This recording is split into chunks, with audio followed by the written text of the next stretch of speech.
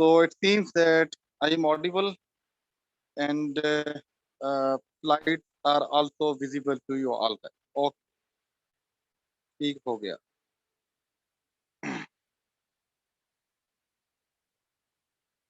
Okay, तो चलें जी. हम अपनी डिस्कशन को आज स्टार्ट करते हैं. बहुत ही इंटरेस्टिंग डिस्कशन है आज की. पॉलिटिकल साइंस के कुछ लेक्चर्स में से जो आज की डिस्कशन है वो बहुत ही इंपॉर्टेंट है.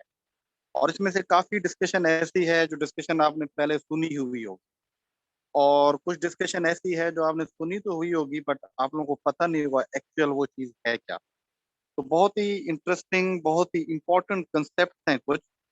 आज हम उनको डिस्कस करेंगे और कोशिश करेंगे कि आज इनको कंप्लीट कर लें. इन केस अगर कोई रह जाता है तो उसको हम कल कर लेंगे. तो कल इंशाल्लाह हमारा जो पॉलिटिकल साइंस का पेपर 1 है वो कंप्लीट हो जाएगा. और हम जो है परसों जो है इंशाल्लाह वो पहला लेक्चर लेंगे हम, जो पेपर 2 है पॉलिटिकल साइंस का, उससे. और उसी से ही हम कॉन्स्टिट्यूशनल लॉ को जो है वो रिलेट करेंगे, तो दोनों को मिला के इंशाल्लाह चलेंगे. तो कल से हमारा, या परसों से, मोस्ट प्रोबेबली कल से हमारा जो है वो पेपर 2 जो है वो इंशाल्लाह स्टार्ट हो जाएगा. तो क्या हम डिस्कस करेंगे today? We will discuss political ideologies. बहुत इंपॉर्टेंट है. इसमें से एक क्वेश्चन आता है इसकी. पिछली दफा भी आया था, पॉसिबिलिटी है अगली दफा भी आए. अगर ये ना भी है question, even that being the student of political science or the serious aspirant of competitive exams, you must know these all concepts in a very clear way. आपको इन चीजों का पता होना चाहिए. तो आज हम क्या पढ़ेंगे? हम पढ़ेंगे आज जो है वो कैपिटलिज्म, या हम लिबरलिज्म जिसे कहते हैं, उसको हम डिस्कस करेंगे. कैपिटलिज्म और लिबरलिज्म कैसे एक दूसरे से रिलेट करते हैं, तो जरा ये भी आप लोगों को पता चलेगा आज. सेकेंडली हम मार्क्सिज्म को पढ़ेंगे, या हम कम्युनिज्म को डिस्कस करेंगे. Marxism, communism is moral less related with each other. थोड़ा सा टच करेंगे क्योंकि इस पे हमने कार्ल मार्क्स पे मैंने बड़ा एक्सटेंसिव लेक्चर आपको दिया हुआ है. ये सेम वही चीज है, बस थोड़ा सा उसको हम रिवाइज करें. सोशलिज्म को हम डिस्कस करेंगे, द मोस्ट इम्पोर्टेंट आइडियोलॉजी, जो कंफ्यूजिंग भी होती है कभी कभी, तो उसको आज देखेंगे. और उसके बाद जो है हम फाशिज्म को देखेंगे. प्रोलेटेरियन को मैंने डिस्कस किया था, फाशिज्म को हम देखेंगे उसको. बाकी एक आइडियोलॉजी रह जाएगी नेशनलिज्म की, हम उसको भी जो है वो देख लेंगे, या उसको हम कल देख लेंगे. तो ये हमारी आज की डिस्कशन है जिसको आज हमने जो है वो स्टार्ट करना है, और हम जो है वो स्टार्ट कर रहे हैं उसको. तो before discussing these all things, हमने जो पहले डिस्कस करना है वो बेसिकली करना है आइडियोलॉजी को. कि आइडियोलॉजी बेसिकली है क्या. क्योंकि जब तक आप आइडियोलॉजी को नहीं समझेंगे तो ये सारी आइडियोलॉजीज आपको समझ ही नहीं आनी है, उसका कोई फायदा नहीं होना है. तो आइडियोलॉजी आपने हमेशा से सुनी है, पहले भी सुनते हैं. आप सुनते हैं कि फिलहाल आइडियोलॉजी मेरी ये है, इसकी आइडियोलॉजी ये है. तो आइडियोलॉजी बेसिक वर्ड है क्या, उसकी एग्जैक्ट मीनिंग क्या है, या उसकी कनोटेशंस क्या है, उसके कंटोर्स क्या हैं डिफरेंट, उसको जरा हम देखेंगे. सो आइडियोलॉजी, जरा इसको हम देख लेते हैं आज. Ideology, okay. तो आइडियोलॉजी जो इट इज एवरीडे लैंग्वेज. आप देखें, आपकी रोजमर्रा की जिंदगी काफी कंसेप्ट से भरी होती है. और कभी आपको उन कंसेप्ट का एक्चुअल पता नहीं होता है, और आप उनको यूज भी कर रहे होते हैं. तो सिमिलरली जो आइडियोलॉजीज हैं वो भी इसी टाइप की हैं. मतलब आप खुद को कहते होते हैं यार मैं लिबरल हूँ, और फिर आप जाके बैठ जाते हैं सोशलिस्ट के साथ. तो अभी लिबरल और सोशलिस्ट का तो जमीन आसमान का फर्क है. तो जो लिबरल है और जो सोशलिस्ट है वो खुद को कहता है अभी मैं बड़ा लिबरल हूँ. हालांकि आइडियोलॉजिकली स्पीकिंग इनमें बड़ा डिफरेंस है, आपको आज पता चलेगा. तो ये चीजें हम यूज करते हैं डेली लाइफ के अंदर, बट उसका हमें एक्चुअल पता नहीं होता है. तो आज आपको इन बड़े बड़े जो मेटा आइडियोलॉजीज हैं इनका जरा पता चलेगा, फिर आप अपनी पोजीशन को वाजे कर पाएंगे कि आप कहाँ पे लायक करते हैं. ते- इसी तरीके से जैसे कुछ वर्ड्स हैं, freedom, fairness, equality, justice, right, different words हैं. तो जब मैंने इनको एक्चुअल पता नहीं होता है, फिर भी यूज कर रहे होते हैं. तो एक्चुअल पता होना. सिमिलरली इसी तरीके से आप काफी टाइम यूज करते हैं. भी कोई लोग हैं कहते हैं भी हम कंजर्वेटिव हैं, हम लिबरल हैं, हम सोशलिस्ट हैं, हम कम्युनिस्ट हैं, ये फाशिस्ट है. ये भी हम डेली लाइफ के अंदर जो है इसको यूज करते रहते हैं, और अपना जो वर्ड्स है या अपनी जो साइड है वो एक ना एक तरफ लेते रहते हैं. अगर मैं अभी आपसे पूछूं आपको पता है या नहीं, उसको हम साइड पे कर देते हैं। मैं आपसे पूछूं भाई, आपको क्या लगता है, आपका ज्यादा किस आइडियोलॉजी को आप फॉलो करते हैं? जरा मुझे लिख के भेजें यहाँ अपनी चैट के अंदर, जो भी हैं, इन इन इन रियल सेंस, जो आप समझते हैं। गलत है सही है वो अलग बात है, बहरहाल आपकी एक पोजीशन जरूर होगी। तो क्या आइडियोलॉजी है आपकी वैसे? कंजर्वेटिव हैं, क्या हैं? ठीक है, ओके। सम पीपल बिलीव कि दे आर कंजर्वेटिव, गुड हो गया। कुछ सोशलिस्ट बिलीव करते हैं खुद को, शाबाश। ठीक है, जैसे अजहर कह रहा है, उसका कह रही है कि वो कंजर्वेटिव है, वेरी गुड। इमरान कह रहा है जैसे कि वो लिबरल है, ठीक है। फसी भी लिबरल कह रहा है। तो देखिए, आपकी अपनी आइडियोलॉजीज हैं, आपको इन पोजीशन रखते हैं। गलत है सही है वो अलग बात है। ठीक है, जैसे अजीम कह रहा है कि ही इज मार्क्सिस्ट, ठीक है। तो शयान कह रहा है कि ही इज सोशलिस्ट, ठीक है। ठीक है, तो लिबरल कंजर्वेटिव, गुड हो गया। तो देखिए, हर किसी की अपनी पोजीशन है, आप देख रहे हैं। सिमिलरली काफी इनमें से जो वर्ड्स होते हैं वो मिस यूज भी होते हैं, यानी एक्चुअल पता नहीं होता कि हम उसको यूज कर रहे होते हैं। तो आज उन्हीं कंसेप्ट को थोड़ा क्लियर करने की कोशिश करेंगे कि ये जो वर्ड्स हैं बेसिकली हैं क्या। इनको जरा क्लियर करेंगे ताकि आप में भी क्लैरिटी आए और आप भी अपनी आइडियोलॉजिकल पोजीशंस को थोड़ा सा जो है वो उसमें क्लैरिटी लेके आए। तो उससे पहले हम जानेंगे कि ये बेसिक आइडियोलॉजी होती क्या है, उसकी मीनिंग ओरिजिन क्या है। जो वो सुने समझेंगे तो आपको पता चलेगा। अगर हम देखें तो जो आइडियोलॉजी वर्ड है ये बेसिकली फ्रेंच वर्ड है, ठीक है। ये फ्रेंच रेवोल्यूशन से निकला था। जो एंटोनी डिस्टॉर्ट, पता नहीं क्या ये फ्रेंच वर्ड बंदा था, सोशल साइंटिस्ट था। इसने जो है पहले 1796 के अंदर इस वर्ड को क्लियर किया था। तो वो बेसिकली क्या करना चाहता था, वो बेसिकली जो आइडियाज है उसकी एक साइंस क्रिएट करना चाहता था।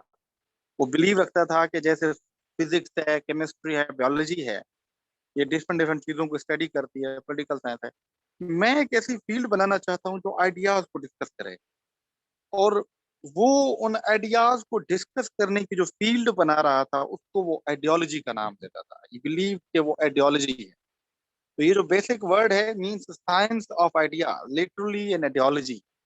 और ये लफ्ज आइडियो और लोगस से निकला हुआ है।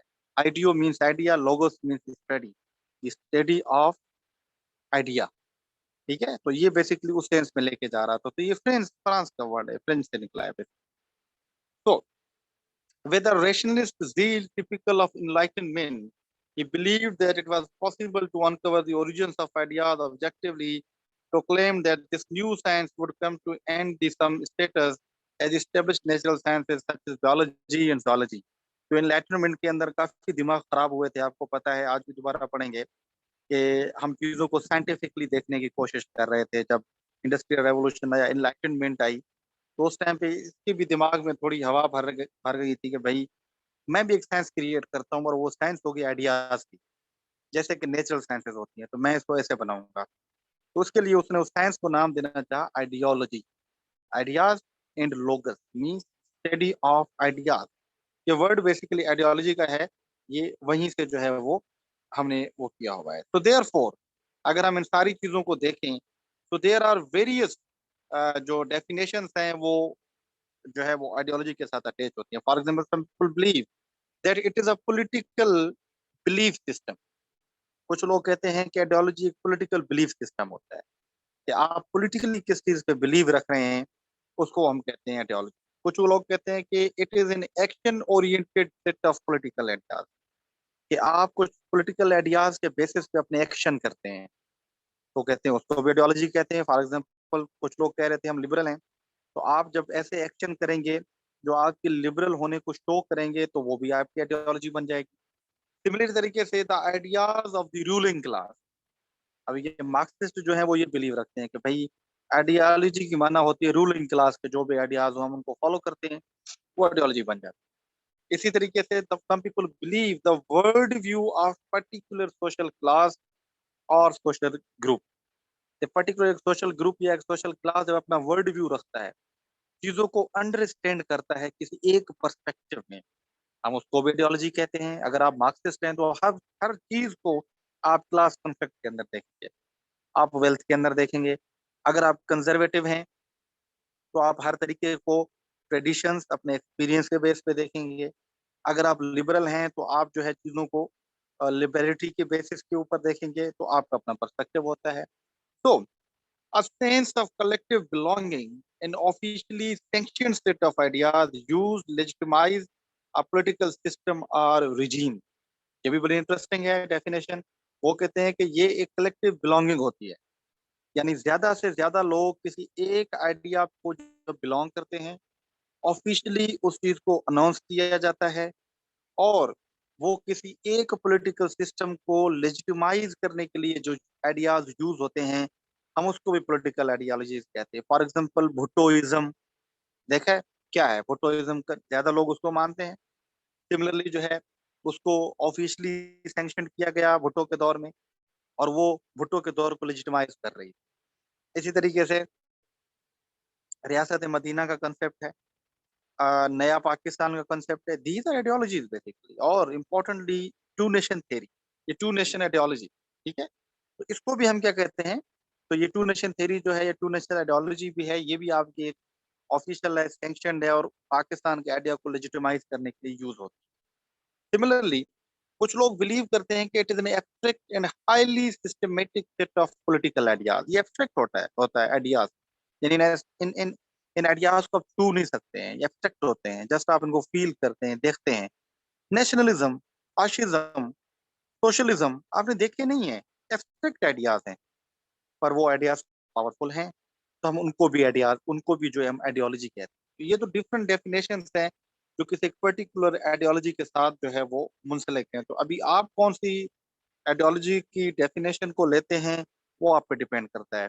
मैं तो बिलीव करता हूँ जाती तौर पे कि आइडियोलॉजी एक सेट ऑफ एब्स्ट्रैक्ट आइडियाज होता है, और ये एक किस्म के लेंसेज होते हैं, और उन लेंसेज से आप दुनिया को या आपके आसपास की चीजों को समझने की कोशिश करते हैं। For just like these are the Google, या ये आपके ग्लासेस हैं जो आप पहनते हैं। अगर आप व्हाइट ग्लासेस पहन रहे हैं तो दुनिया व्हाइट नजर आएगी, आप ब्लैक ग्लासेस पहन रहे हैं तो पूरी दुनिया आपको, बाहर का माहौल ब्लैक नजर आएगा। ग्रीन है, रेड है, तो आपको वैसी चीजें नजर आएंगी। सिमिलरली आपकी आइडियोलॉजी भी एक ग्लास होती है, आप उसको सामने रख के चीजों को देखते हैं तो आपको चीजें वैसी नजर आएंगी। अगर आप भुट्टो के आइडियोलॉजी को सामने रख के चीजों को देखेंगे तो आपको भुट्टो की आइडियोलॉजी सही नजर आएगी। इसी तरीके से अगर आप टू नेशन थ्योरी को देखें, सोशलिस्ट होके देखें, लिबरल होके देखें, कंजर्वेटिव होके देखें, मार्क्सिस्ट होके देखें, ठीक है, कैपिटलिस्ट होके देखें, तो आपको सारी चीजें उसी के पर्सपेक्टिव में नजर आएंगी। तो ये आइडियोलॉजी होती है, ये किसी में ग्लासेस है, एक वर्ल्ड व्यू है, पर्सपेक्टिव है, जिसको आप सामने रखते हैं और चीजों को अंडरस्टैंड करने की कोशिश करते हैं। फिर सवाल ये पैदा होता है कि इसकी सिग्निफिकेंस क्या है, आइडियोलॉजी की जरूरत ही क्यों पड़ती है, खास करके पॉलिटिकल साइंस में या अपनी जनरल लाइफ के अंदर। तो ठीक है, तो इस तरीके से अगर देखें तो इसकी सिग्निफिकेंस क्या है, जरूरत क्यों होती है ideology, why ideology is important for us, it is important for us. कैसे कि ideologies influence political life in a number ways. कैसे आपको इन्फ्लुएंस करती हैं, आप उनसे इन्फ्लुएंस होते हैं। कैसे, आइडियोलॉजीज प्रोवाइड अ पर्सपेक्टिव, मैंने बताया ना, ये आपको पर्सपेक्टिव प्रोवाइड करती है, एक लेंस देती है, through which the world is understood and explain. आप आइडियोलॉजीज के जरिए दुनिया को एक्सप्लेन करते हैं, अपने पर्सपेक्टिव को एक्सप्लेन करते हैं। ये किस्म का लेंस होता है, एक चश्मा होता है, जिसको लगा के आप दुनिया को एक्सप्लेन कर रहे होते हैं। आप मार्क्सिस्ट हैं तो मार्क्सिस्ट की नजर में दुनिया को और पूरी डेवलपमेंट को करेंगे। आप अगर लिबरल हैं, सोशलिस्ट हैं, तो ये दुनिया को एक्सप्लेन करने में आपको बड़ी हेल्पफुल होती है आइडियोलॉजी को। इसी तरीके से ideologies shape the nature of political system. Every political system has an ideology, ये आपके पॉलिटिकल सिस्टम को शेप करती है। हर पॉलिटिकल सिस्टम की कोई ना कोई आइडियोलॉजी होती है, वो किसी ना किसी आइडियोलॉजी से इन्फ्लुएंस होता ही होता है।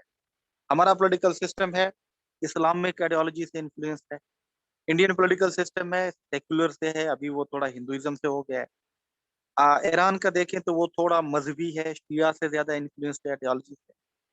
वेस्टर्न फिलोसफीज को देखें तो वो सेक्युलरिज्म से ज्यादा जो है वो इन्फ्लुएंस्ड है। तो आपके पॉलिटिकल सिस्टम को भी आइडियोलॉजीज जो है वो इन्फ्लुएंस है। इसी तरीके से ideologies act as a form of social cement, providing social groups and intended whole societies with a set of unifying beliefs and values। Societies को, ये लोगों को आइडियोलॉजीज जो है वो एक सीमेंट का रोल प्ले करती हैं, जोड़ती हैं उनको। फॉर एग्जाम्पल, पूरी दुनिया के मुसलमान इस्लामिक आइडियोलॉजीज पे एक हो जाते हैं। फॉर एग्जाम्पल, जो फॉर एग्जाम्पल शिया है या सुन्नी है, अगर उनकी जो आइडियोलॉजी है शियाइज्म के ऊपर, तो वो सारे शिया दुनिया के उस एक आइडियोलॉजी के ऊपर जमा हो जाएंगे, इकट्ठे हो जाएंगे, यूनिफाई हो जाएंगे। सिमिलरली तो इट मीन्स कि ये एक स्टिकी रोल प्ले करती है, कि जो है डिफरेंट लोगों को, सोसाइटीज को, कम्युनिटीज को जो है वो यूनिफाई करने की कोशिश करती है। फॉर एग्जाम्पल, फाशिस्ट हैं तो सारे फाशिस्ट सेम हो गए, नाजीज हैं तो मैंने बताया कि नाजीज्म वाले सारे एक आइडियोलॉजी के अंदर हो गए। तो क्या करती है ये बेसिकली सोशल कोहिजन का रोल भी प्ले करती है, जिससे स्टेट जो है वो सोशल कोहिजन के अंदर आते हैं। ठीक है, यस बिल्कुल अरसलान, बिल्कुल ठीक कह रहे हैं। तो जैसे अभी इसराइल वाला इशू है, तो सारे मुस्लिम जो हैं एक इकट्ठे हुए हुए हैं। वो अल्लामा इकबाल का कोई शायर भी है, पता नहीं इसके ऊपर निगहबानी के लिए कोई है ऐसे। तो आइडियोलॉजीज का ये रोल होता है। ठीक है, आइडियोलॉजीज ये चीजें करती हैं। फंक्शंस क्या होते हैं आइडियोलॉजी के, सिग्निफिकेंस तो मैंने देख ली। फंक्शंस क्या होते हैं, बड़े इंपॉर्टेंट फंक्शंस होते हैं आइडियोलॉजी के। कैसे कि ideology offer an account of the existing order.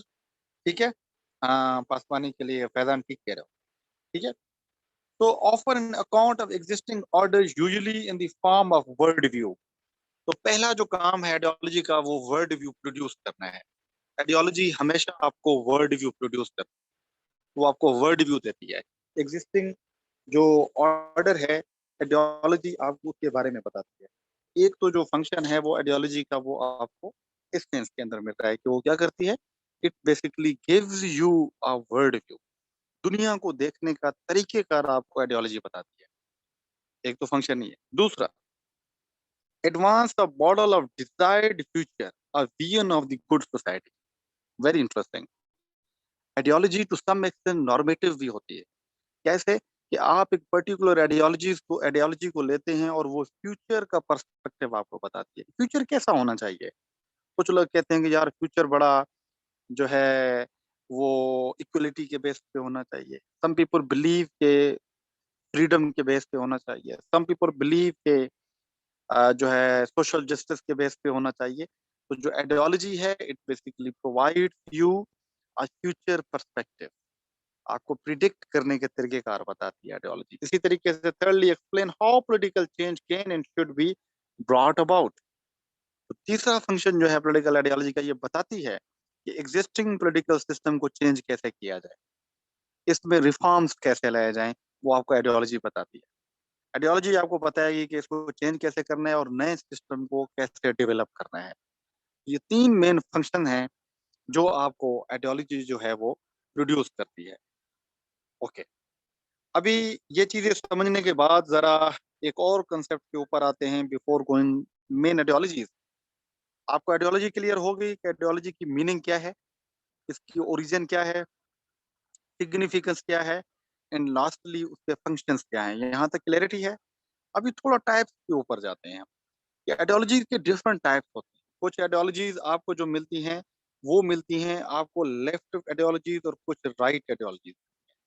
Left and right ideology, कुछ कहते हैं ना हम लेफ्टिस्ट हैं, कुछ कहते हैं हम राइटिस्ट हैं, भाई हम राइट विंग के हैं, लेफ्टिस्ट हैं, तो इसलिए ठीक है।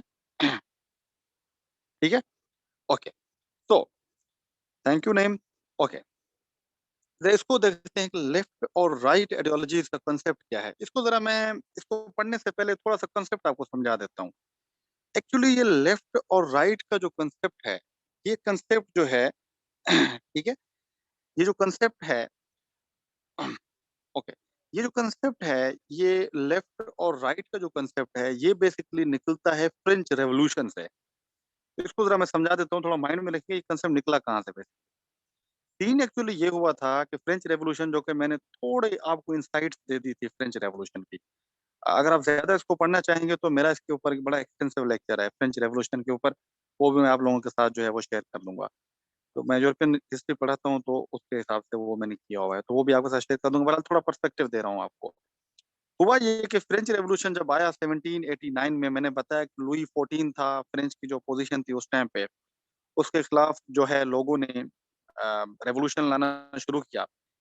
तो जब रेवोल्यूशन आया, लुई को जब पता चला कि हालात तो बड़े खराब हो रहे हैं, तो लुई ने क्या किया कि किंग लुई ने जो उसकी स्टेट काउंसिल थी, स्टेट काउंसिल कहते हैं जो उसकी असेंबली थी, उस टाइम की असेंबली होती थी, पर लुई चूंकि पावरफुल था, उसने उन असेंबली को थोड़े मार के साइड पे कर दिया था। उसने कहा कि ये असेंबलियां किसी काम की नहीं है। बट जब रेवोल्यूशन के बाद उसके ऊपर प्रेशर पड़ा, तो लुई ने उस काउंसिल को दोबारा जो है वो बुला लिया, यानी उसको कहा जाता है स्टेट जनरल जो है काउंसिल कहा जाता है। स्टेट जनरल का मतलब है कि उसकी नेशनल असेंबली जो थी या पार्लियामेंट थी, उसका इजलास उसने बुला लिया कि हाँ भाई क्या किया जाए। अभी उस इजलास के अंदर दो किस्म के ग्रुप बन गए। एक ग्रुप वो था जो लुई की राइट पे बैठा था, एक वो था जो लेफ्ट पे बैठा था। तो फिर लुई की जो राइट पे लोग बैठे थे वो ये बिलीव रख रहे थे कि भाई क्या किया जाए, और जो लेफ्ट में थे उनके अपने बिलीफ थे। अभी जो राइट पे बैठे थे वो ये कह रहे थे कि भाई हम चेंज नहीं लाएंगे।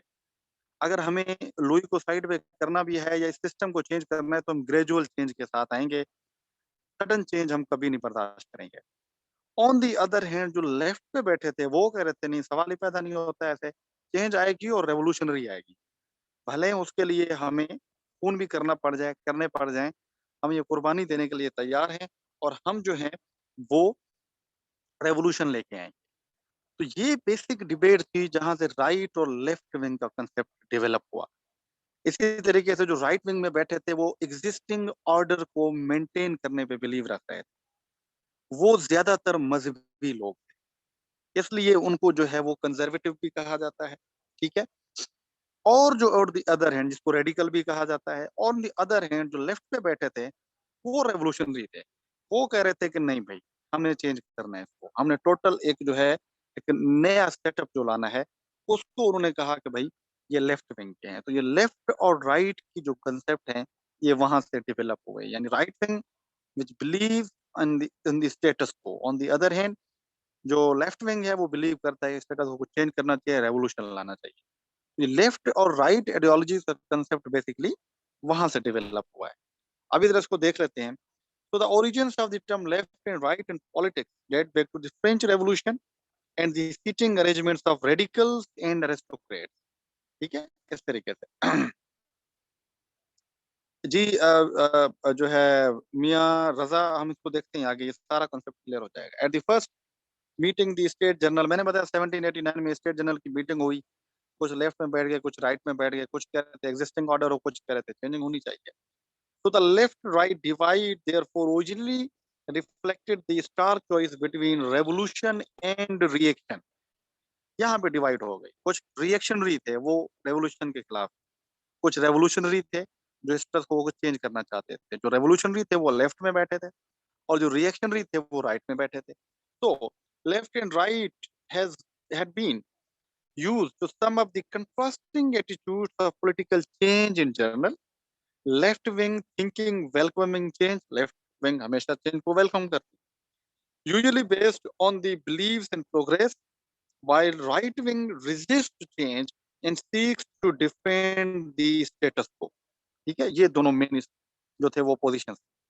जो राइट विंग वाले थे वो क्या करते थे, वो स्टेटस को पे बिलीव रख रहे थे, चेंज को रिजेस्ट करने पे बिलीव रखते हैं। ऑन दी अदर हैंड जो लेफ्ट विंग में है वो प्रोग्रेस पे बिलीव रखते हैं, और वो चेंज पे बिलीव रखते हैं, वो स्टेटस को खत्म करने की बात करते हैं, एक नए सेटअप को लाने की बात करते हैं।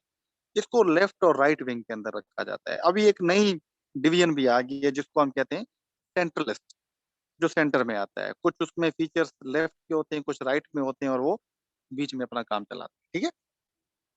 तो ये लेफ्ट और राइट विंग का जो कंट्रास्ट है, इसको जरा मैं डायग्राम में समझाऊं तो आपको यहाँ से उसकी क्लैरिटी हो जाएगी कि एक्चुअली ये क्या है। देखिए, ये राइट लेफ्ट विंग है, ये राइट है।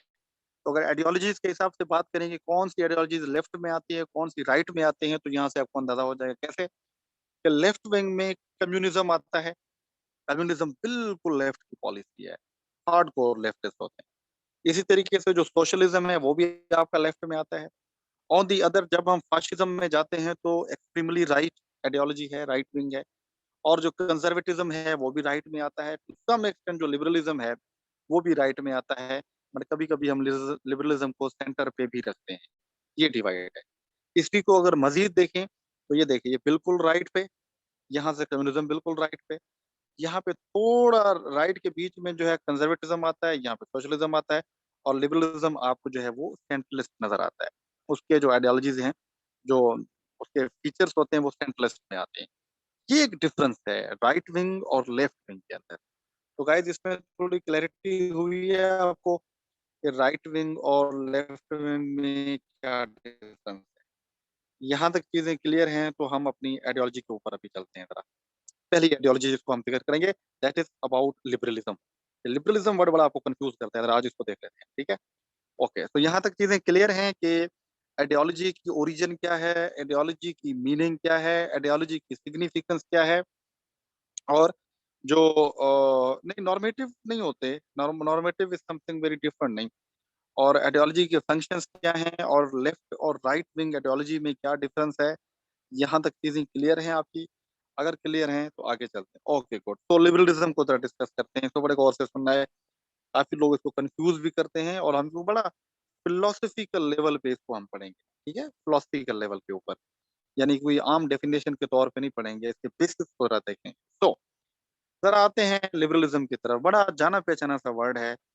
आपने वेस्टर्न फिलोसफी मेरे पास पढ़ी है तो लिबरलिज्म की ओरिजिन ये वो सारा हमने बड़ा डिटेल्स इसको डिस्कस किया है हर फिलोसफर के तौर पे ऊपर। वो चीजें जरा रिवाइज भी होंगी, उनको माइंड में भी रखना है। तो the term liberal has been used since the 14th century and got its complete roots in 19th century during the enlightenment movement। तो enlightenment movement के अंदर जो लिबरलिज्म है इसने कंसेप्ट कंप्लीट टर्मिनोलॉजी के तौर पे लिया। उससे पहले भी ये यूज होता आया था बट इतना नहीं था। So the 19th century was in many ways the liberal century as industrialization spread throughout Western countries, liberal ideas triumphed। देखा था आपने लॉक की सूरत में, आपने देखा था उसको मोंटेस्को की सूरत में, आपने देखा उसको कांट की सूरत में, आपने देखा उसको जो है वो एडम स्मिथ की सूरत में, जर्मी बेंथम मैंने पढ़ाया, जेस मिल पढ़ाया, दीज ऑल वर लिबरल्स। तो उस टाइम पे लिबरल सदी की बात हो रही थी, उनको लिबरल इसी सेंचुरी को लिबरल सेंचुरी भी कहा जाता है, एनलाइटनमेंट मूवमेंट को। तो ये लिबरलिज्म कंसेप्ट या आइडियोलॉजी वहीं से इमर्ज हुई है। अगर हम इसके कनोटेशन के ऊपर जाएं तो it is basically Latin word Liber, जिसकी माना है मैंने लिबर्टी में पढ़ाया था आपको जब मैं कॉन्सेप्ट पढ़ा रहा था। लाइबर जिसकी माना क्या है, to a class of free man. Liber की मीनिंग है free. In other words men who were neither serve nor slave. ये उनको लाइबर कहा जाता था लेटिन के अंदर। यानी कुछ लोग तो होते थे ना, जो होते थे भाई स्लेव्स, कुछ होते थे सर्फ होते थे, तो उनमें से कुछ आजाद लोग होते थे जो ना वो थे ना वो थे, उनको हम फ्री मैन कहते थे। वहीं से लेबर कंसेप्ट निकला है, मतलब के फ्री।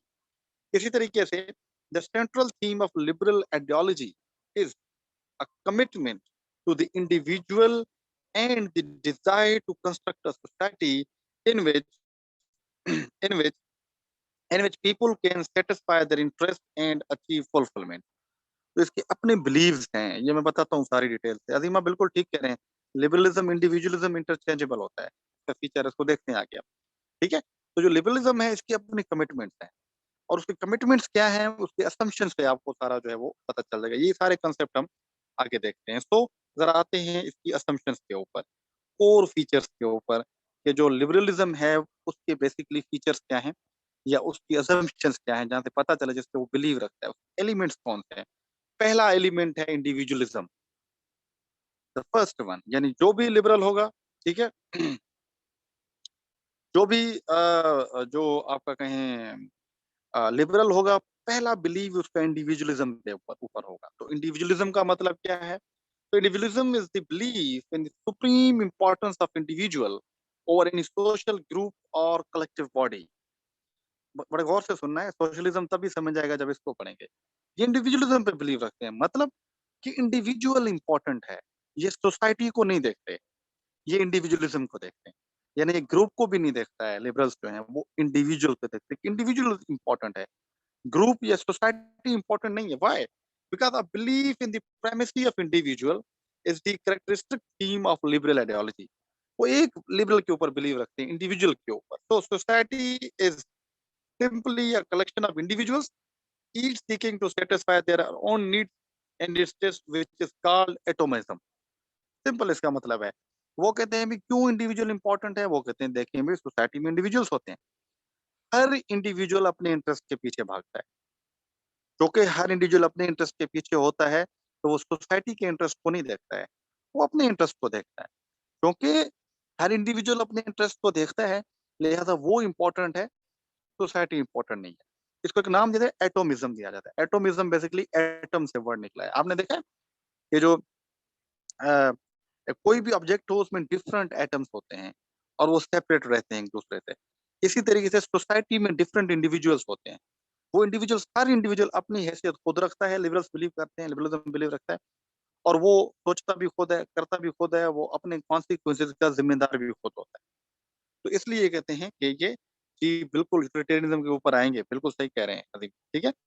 इंडिविजुअलिज्म, अच्छा, एक तो वो इंडिविजुअलिज्म पे बिलीव रखते हैं, ठीक है भाई, एक इंडिविजुअल है वही आजाद है, सोसाइटी वो के ऊपर वो बिल्कुल यकीन नहीं रखते। दूसरा उनका बिलीफ है जो है फ्रीडम का, कि वो फ्रीडम के ऊपर, कैसे फ्रीडम? फ्रीडम मतलब a belief in the supreme importance of individual leads naturally to commitment to individual freedom. Obviously जब एक इंडिविजुअल रेशनल है, वो सब कुछ खुद करता है, उसकी अपनी हैसियत है सोसाइटी में, तो वो कहते हैं इसलिए इंडिविजुअल को फ्रीडम दी जाए, इंडिविजुअल हमेशा फ्री होके रहे, इंडिविजुअल को किसी के ताबे नहीं होना चाहिए, वो फ्री हो। तो इसलिए हम कहते हैं इंडिविजुअल फ्रीडम, इंडिविजुअल है लिबरल्स के नजदीक, और उसको फ्रीडम भी होनी चाहिए। सिमिलरली इंडिविजुअल लिबर्टी मीन्स, यहाँ पे मैंने पिछले कॉन्सेप्ट्स में भी पढ़ा था, लिबर्टी और जो फ्रीडम है इंटरचेंजेबल वर्ड्स हैं। लिबर्टी हम थोड़ा सा पॉलिटिकल साइंस और पर्टिकुलरली लॉ के अंदर यूज करते हैं, फ्रीडम हम जनरल वर्ड के तौर पे वर्ड को यूज करते हैं, माना दोनों की फ्री है। Is for liberal supreme political value, वो कहते हैं आजादी जो है ना, लिबर्टी, लिबरलिज्म के नजदीक सबसे आला काम लिबर्टी है, सबसे आला वैल्यू जो है वो लिबर्टी है। इंडिविजुअल हमेशा आजाद होना चाहिए। कैसे? It also give individuals the opportunity to pursue their own interest by exercising the choice. उनकी अपनी आजादी है, वो जो चॉइस इस्तेमाल करें। लिबरल्स कहते हैं उनको अपनी चॉइस होनी चाहिए, क्योंकि इंडिविजुअल है, फ्री भी है, तो अपनी चॉइसेस वो खुद बना सकता है, उस पर कोई फोर्स नहीं होना चाहिए। कैसे? कि the choice of where to live, for home to work, what to buy and so on, वो उसकी चॉइस होनी चाहिए, वो इंडिविजुअल की चॉइस होनी चाहिए। क्यों? एक तो वो इंडिविजुअल है, सोसाइटी का उसके साथ कुछ नहीं जाए। नंबर टू, उसको फ्रीडम है, क्योंकि वो इंडिविजुअल है तो ऑब्वियसली उसको फ्री होना चाहिए। तो इस वजह से क्योंकि वो इंडिविजुअल भी है, फ्री भी है, सिंपल सी बात है, चॉइसेस वो अपनी खुद बनाता है, उसको कोई डिक्टेट नहीं कर सकता। Got it? और डिक्टेट क्यों नहीं कर सकता, अगर इसके ऊपर भी जाते हैं। So they believe in positive liberty, not licence और अ नेगेटिव लिबर्टी। इसका कॉन्सेप्ट भी मैंने बताया था जब लिबर्टी पढ़ रहे थे। नेगेटिव लिबर्टी तो वो होती है ना, आप जो कुछ करना चाहें कर सकते हैं, जंगल का कानून। पॉजिटिव वो होती है जिस पे आप पॉजिटिव कंस्ट्रेंट्स डाले जाते हैं, आपको कुछ रोका जाता है कुछ चीजों से करने से, उसको पॉजिटिव लिबर्टी कहते हैं। जो लिबरलिज्म है पॉजिटिव लिबर्टी पे बिलीव रखता है कि इंडिविजुअल्स के अंदर पॉजिटिव लिबर्टी होनी चाहिए, पॉजिटिव चॉइसेस वो बना सकते हैं। रहना कहाँ पे है, मुझे करना क्या है, पॉजिटिव चॉइसेस हैं, ये होनी चाहिए। ये चॉइस नहीं हो सकती कि मैंने बंदे को मारना है जाके, ये नेगेटिव लिबर्टी में आता है, जिसके अंदर जिसको जो लिबरलिज्म है वो कभी भी एक्सेप्ट नहीं करता। इसी तरीके से तीसरा जो इम्पोर्टेंट है, that is very important, that is reason. Reason पे ही जो सारा लिबरलिज्म चलता है। इंडिविजुअल है, फ्रीडम भी है, चॉइसेस भी बना सकता है, क्यों, किस वजह से, यहीं से बेसिक लिबरलिज्म का तो कंसेप्ट निकलता है। तो ये रीजन क्या है, इसको जरा हम देखते हैं, और ये चीज आपको कैपिटलिज्म में कैसे लेके जाती है, यही रीजन जो है, यही बिलीव्स हैं, इसको भी जरा हम आगे देखते हैं। तो हमारी जो मीटिंग है वो एंड हो रही है, मैं आपको दोबारा लिंक सेंड करता हूँ, और हम यहीं से स्टार्ट करेंगे कि जो लिबरलिज्म है उसके जो कोर फीचर्स हैं, उसमें इंडिविजुअलिज्म भी है, उसमें फ्रीडम भी है, और उसमें रीजन भी है। तो रीजन को वो किस पर्सपेक्टिव में लेके जाते हैं और क्या समझते हैं, और ये आगे कैसे मूव करता है, इसको जरा हम डिटेल्स डिस्कस करते हैं। तो join me as soon as possible, मैं आपको लिंक सेंड कर रहा हूँ, और हम यहीं से अपनी डिस्कशन को स्टार्ट करेंगे।